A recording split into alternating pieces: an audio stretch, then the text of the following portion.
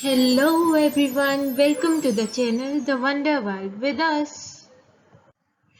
In this video we will be discussing tenses and their types.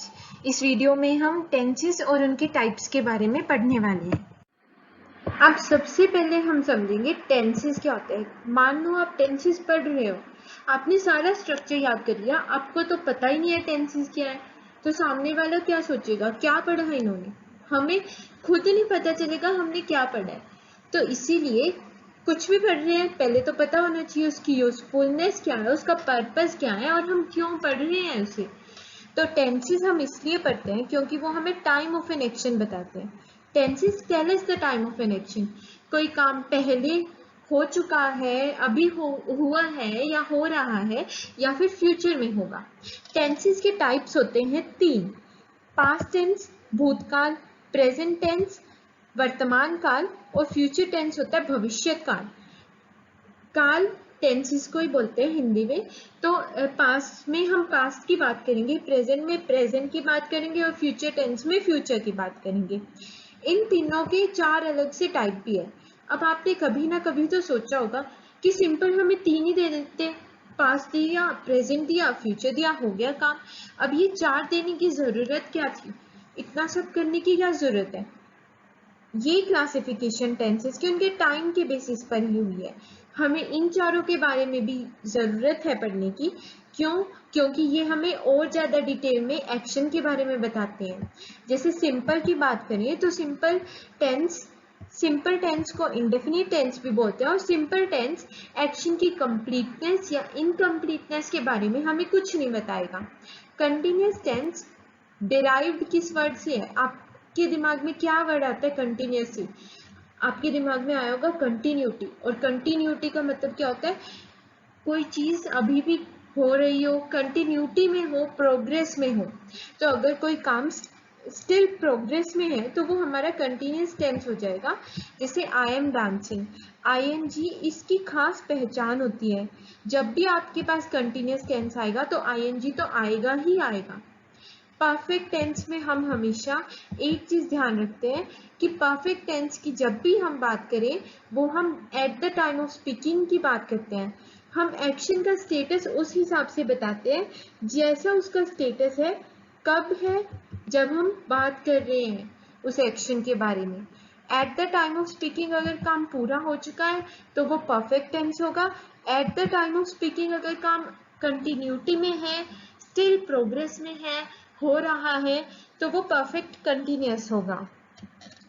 अब आपने structure पढ़ा होगा तो आपको वर्ब बड़ी कंफ्यूज करती होगी, आप सोचते होंगे वर्ब होती क्या है। और हम मतलब हिंदी में आपने क्रिया तो पढ़ा ही होगा। क्रिया का मतलब क्या होता है, काम, कोई भी काम, जैसे जाना, आना, खाना, पीना, ये सब काम ही है। इन्हीं को वर्ब बोलते हैं इंग्लिश में। इसकी अलग अलग फॉर्म्स भी होती है। अब एक एग्जाम्पल ले लेते हैं। वर्ब की फर्स्ट फॉर्म भी होती है, सेकंड फॉर्म भी होती है, थर्ड फॉर्म भी होती है। जैसे राइट एक वर्ड है तो उसकी फर्स्ट फॉर्म होगी राइट, सेकंड फॉर्म हो जाएगी रोट, थर्ड फॉर्म हो जाएगी रिटन। और ये अलग अलग फॉर्म्स भी इसीलिए हैं कि ताकि हमें एक्शन के बारे में पता चले और ज़्यादा डिटेल में, वो हो चुका है, हो रहा है, अभी अभी खत्म हुआ है या अभी अभी शुरू होगा। तो टेंसेस का काम ही क्या है, एक्शन के बारे में बताना। तो इनकी क्लासिफिकेशन भी किस पर्पज से हुई है कि और ज़्यादा डिटेल में बता सके एक्शन कैसे हुआ है, कैसे हो रहा है या उसका कैसा स्टेटस है। ठीक है। अब सबसे पहले हम बात करेंगे इस वीडियो में प्रेजेंट टेंस की। तीन वीडियोस होगी, फर्स्ट में प्रेजेंट टेंस, सेकंड में पास्ट और थर्ड में फ्यूचर। तो चलो, सिंपल प्रेजेंट। प्रेजेंट टेंस की हम चार टाइप्स पढ़ेंगे, simple present, present perfect, perfect present perfect continuous और प्रेजेंट कंटिन्यूअस। चारों में वर्ब की फर्स्ट फॉर्म यूज होगी, लेकिन एक्सेप्शन क्या थी कि परफेक्ट में हम वर्ब की थर्ड फॉर्म यूज करेंगे। अब इनका स्ट्रक्चर जानने से पहले हमें समझना होगा कि सब्जेक्ट क्या होता है, वर्ब क्या होती है और ऑब्जेक्ट क्या होता है। तो सिंपल सा है, सब्जेक्ट क्या होते हैं, उस चीज को बोलेंगे जिसके बारे में बात हो रही हो, the thing about which The thing on which the action is acted upon is called the subject. तो जिस चीज पर काम किया जा रहा है या जिस चीज के द्वारा या जिस इंसान के द्वारा काम किया जा रहा है वो होती है हमारा सब्जेक्ट। और ऑब्जेक्ट क्या होता है? The thing on which the action is acted upon. यहाँ पे बोला एक्टेड अपॉन, करने वाला नहीं, काम करने वाला नहीं, जिस चीज के ऊपर काम हो रहा है। वर्ब तो अभी भी बताया था क्या होती है। वर्ब क्या होती है? क्रिया, काम, कोई भी काम। जैसे यहाँ है गो, गो क्या है? काम है, जाना, काम ही तो होता है। और सब्जेक्ट राम, यहाँ पे राम गोज टू स्कूल लिखा है, राम स्कूल जा रहा है। कौन कर रहा है यहाँ पे काम? राम। और टू स्कूल हो गया हमारा ऑब्जेक्ट। सिंपल प्रेजेंट टेंस की फॉर्मेशन कैसी है? सब्जेक्ट, वर्ब और ऑब्जेक्ट। कोई भी हमारा सेंटेंस होता है ना सिंपल सा, वो तीन चीजों से ही बनता है, सब्जेक्ट, वर्ब और ऑब्जेक्ट। ऐसे यहाँ पे बस वर्ब के साथ एस या ईएस लगाने की जरूरत पड़ेगी। अब ये देखेंगे हम आगे कि कहाँ पे एस यूज होगा, कहाँ पे ईएस यूज होगा। This is a thing to know. Singular में क्या होता है? सिंगुलर में हमेशा एस या ईएस लगाएंगे हम, और प्लूरल में कभी भी नहीं लगानी है एस या ईएस। अब सिंगुलर वर्ड्स कौन से होते हैं? ही, शी, इट, ये सब होते हैं सिंगुलर। और प्लूरल कौन से होते हैं? आई, वी, यू, दे, ये सब ये हमारी प्लूरल। सिंगुलर हिंदी में क्या बोलते हैं? एक वचन, एक चीज हो तो एस लगा देना। प्लूरल मिल जाए, बहुवचन मिल जाए तो एस नहीं लगाना है। अब इस वीडियो में आपको कहीं पे भी एस लिखा हुआ दिया हो, SUB डॉट हो, उसका मतलब होगा सब्जेक्ट, V का मतलब होगा वर्ब और O का मतलब होगा ऑब्जेक्ट। ठीक है, तो अब आगे चलते हैं। ये वाली चीजें याद रखने की जरूरत नहीं है, आप सिर्फ स्ट्रक्चर याद रखना जो अभी पहले बताया था। इसमें सिर्फ 3 सेंटेंसेस के टाइप बताए हैं, कुछ ज्यादा डिफरेंस नहीं है। सिंपल में क्या होता है? वही वाला स्ट्रक्चर वाला काम, सब्जेक्ट, वर्ब और फिर ऑब्जेक्ट। एग्जाम्पल हो गया दे प्ले फुटबॉल। नेगेटिव है, नेगेटिव वर्ड क्या देगा? नेगेटिविटी देगा, तो कोई नेगेटिव वर्ड आ जाएगा, ना, नहीं, ऐसा कोई वर्ड आएगा हमारे पास। तो यहाँ पे आ गया नोट, और नोट का मतलब होता है नहीं, नेगेटिव वर्ड है, तो एक नेगेटिव वर्ड ऐड हो जाए तो वो हो जाएगा हमारा नेगेटिव सेंटेंस। और इंटेरोगेटिव सेंटेंस कौन से होते हैं? छोटी क्लासेस में पढ़ा था ना, क्वेश्चन वाले सेंटेंसेस कौन से होते हैं? हमारे इंटेरोगेटिव। इसमें बस एक्सचेंज करना होता है हमें। अब किस चीज को एक्सचेंज करेंगे? ये जो डू डज नोट है, कोई भी हेल्पिंग वर्ब है, इज एम आर है, वो आगे आ जाती है। जब भी क्वेश्चन की फॉर्मेशन होती है तो उसमें is am are, helping verb से कोई भी, वो आगे आ जाती है और सब्जेक्ट बाद में आता है। ठीक है, यहाँ पे देखो जैसे डू दे प्ले फुटबॉल, और नो में आ गया, नेगेटिव सेंटेंस में आ गया नेगेटिव वर्ड। अब हम डू किसके साथ यूज करें, डज किसके साथ यूज करें? तो ना हमेशा डू प्लूरल के साथ यूज होता है। जैसे दे डू नॉट वर्क, हम ऐसे नहीं बोलेंगे दे डज नॉट वर्क, हम बोलेंगे दे डू नॉट वर्क। दे क्योंकि प्लूरल है तो उसके साथ डू, और ही, शी, इट जैसे वर्ड्स जो कि सिंगुलर होते हैं उनके साथ हम डज यूज करेंगे। So let's move on to present continuous tense। अब continuous की तो पहचान ही बताई थी आपको, वीडियो शुरू हुई थी तभी बताई थी। continuous की पहचान क्या होती है? ING, ये होती है continuous की पहचान। continuous कहीं पे भी मिल जाए, ING तो आपको मिलेगा ही मिलेगा। continuous tense और ING बहुत अच्छे दोस्त हैं, तो ये हमेशा साथ साथ जाते हैं। ठीक है, स्ट्रक्चर कैसा होता है? सब्जेक्ट, पहले उससे कंपेयर करेंगे, जो अभी हमने सिंपल प्रेजेंट किया ना उससे कंपेयर करते हुए चलेंगे। तो उसमें क्या किया था हमने? सब्जेक्ट था, वी वर्ब की फॉर्म थी, उसके साथ एस और ऑब्जेक्ट था। तो देखो यहाँ सब्जेक्ट तो वैसे का वैसा है, वर्ब भी वैसे की वैसी है, ऑब्जेक्ट भी वैसे का वैसा है।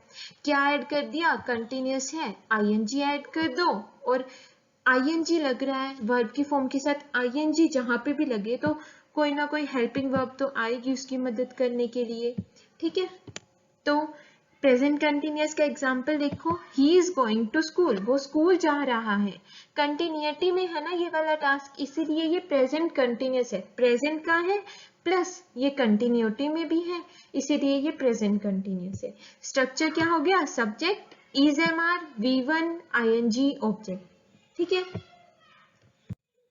अब ये वाली चीज आपको दी जा रही है, ये बस एडिशनल है, स्ट्रक्चर ही याद करना होता है आपको मेन, इसमें सिर्फ ज्यादा डिफरेंस नहीं होता, सिंपल में वही स्ट्रक्चर वाला काम हो जाता है। फिर से I am writing a letter, negative में नेगेटिव वर्ड आएगा, नेगेटिविटी आ जाएगी। I am not writing a letter, मैं लेटर लिख रहा हूँ, यहाँ हो गया I am not writing a letter, मैं लेटर नहीं लिख रहा हूँ। और इंटेरोगेटिव में हमने पढ़ा था कोई हेल्पिंग वर्ब है, do does is am are कुछ भी है वो आगे ले आओ और सब्जेक्ट बाद में ले आओ। देखो यहाँ पे I am not writing a letter था, यहाँ I am writing a letter था, यहाँ क्या किया हमने, हेल्पिंग वर्ब को हम आगे ले आए, बस ज्यादा कुछ नहीं करना। और ये फुल स्टॉप को क्या कर दो, क्वेश्चन मार्क, ये तो आपको पता ही है। अब है प्रेजेंट परफेक्ट टेंस की बारी।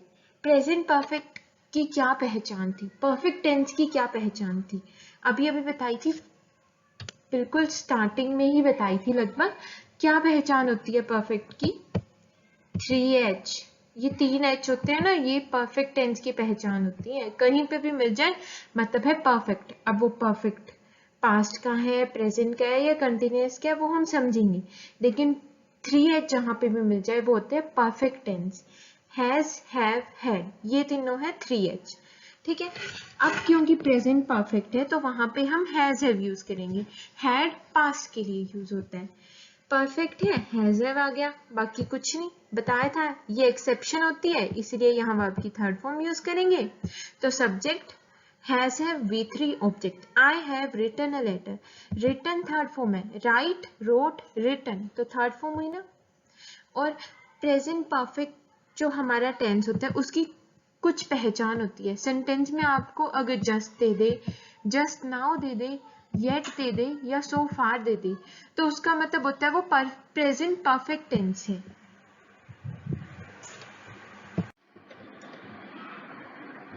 अब ये फिर से बहुत ज्यादा ध्यान देने की जरूरत है, हैज हैव हैड के साथ हम हमेशा हमेशा वर्ब की थर्ड फॉर्म यूज करेंगे।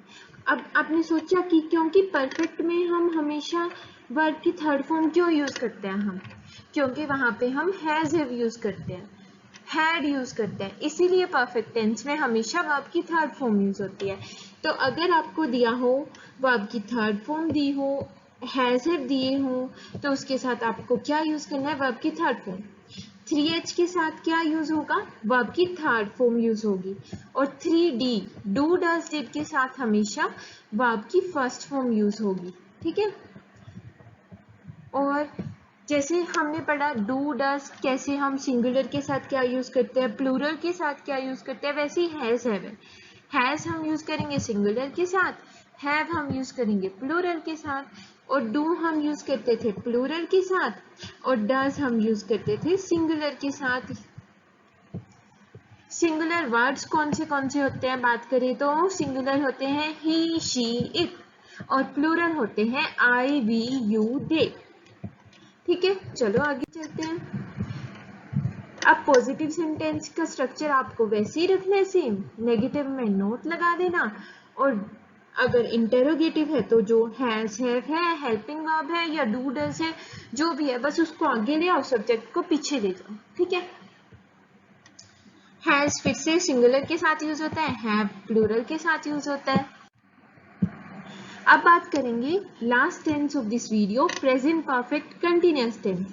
परफेक्ट की पहचान है 3H और कंटिन्यूअस की पहचान क्या होती है, ING।